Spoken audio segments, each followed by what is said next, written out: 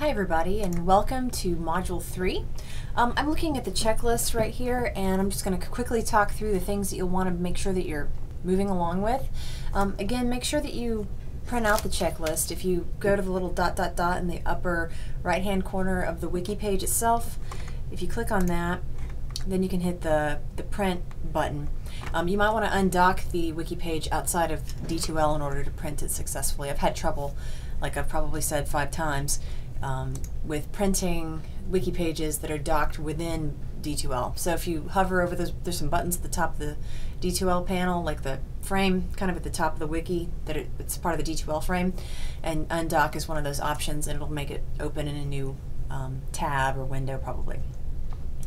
So we are definitely at a point in the semester where you want to be making sure that you are well through your field experience.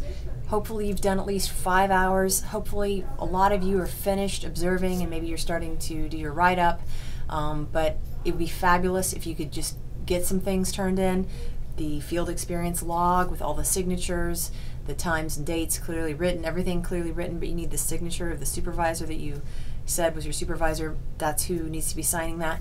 That needs to be filled out completely, and then you need to be making plans for turning that in. The field experience reflection, which is a paper, the formatting guidelines are provided, and the things that you want to talk about are also provided. You need to start working on that as well. You're welcome to turn that in this module. Don't want to freak you out too much. It's not due in this module. This is Module 3, and it's actually due in Module 4. But Module 4 is super short. It's 1 week. And so the point of it really is just for you to make sure you get your stuff turned in. So if you can get it in before that, that's really great in terms of you not having any issues with this field experience. Because if you remember, it's the thing that can trip us up in this class. It's super required. It doesn't matter how well you do in the rest of the class. If you don't do this, then you can't pass this class and you have to retake it. Okay, so please contact me, text me, call me on my phone, send me a message if you have any questions or concerns about the field experience and the progress that you're making in that, okay? The Hot Topics glog is coming up at the end of this module. And this module, let me just see here real quickly. I think it's a 4-week module.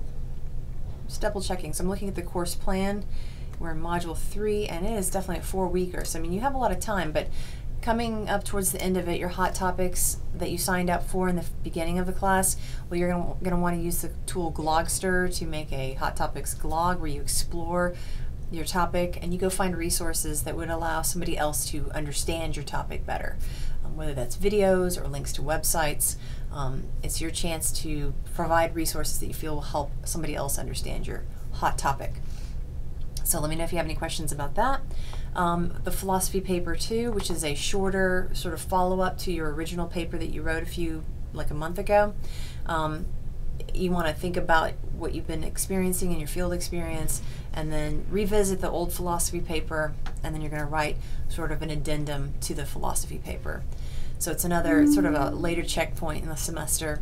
See if anything's changed in your philosophy, or if you've had some specific experiences that make, give you some things to talk about in terms of your philosophy of education.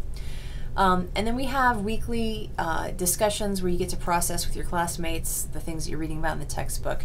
And the main topics that we're going to look at for over the next 4 weeks have to do with school law and ethics, school reform, standards-based learning, and effective teaching practices. Very important topics, all of them. Everything in this class is just super important. It's kind of hard to say what's the most important. You just want to make sure that you're learning about the big picture of the school environment, and that's what this class is all about.